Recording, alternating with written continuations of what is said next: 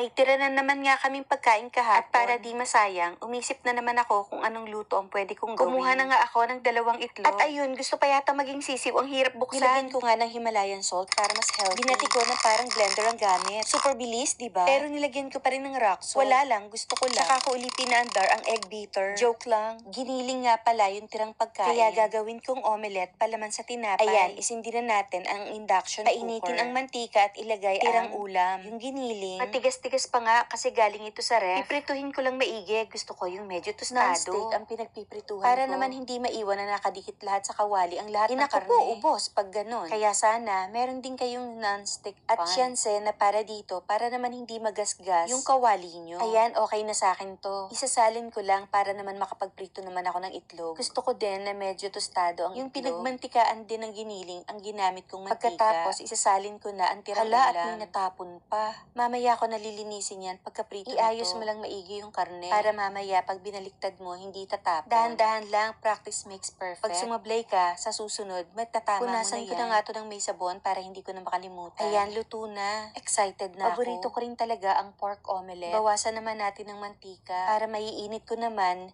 yung pandesal. Natira lang din tong pandesal. Bago pa to. Siguro last year lang. Hala ka dyan, grabe naman. Ayan nga, at ginupit ko na para mabilis lang maluto. Ayan, okay na. Hindi pwedeng masyadong matagal kasi magiging matsakaw. At syempre, ang paborito kong mayonnaise. Pwede mong lagyan ng ketchup, pero ako, mas favorite ko ang mayonnaise. O siya, eating time! Oh lala! Perfect!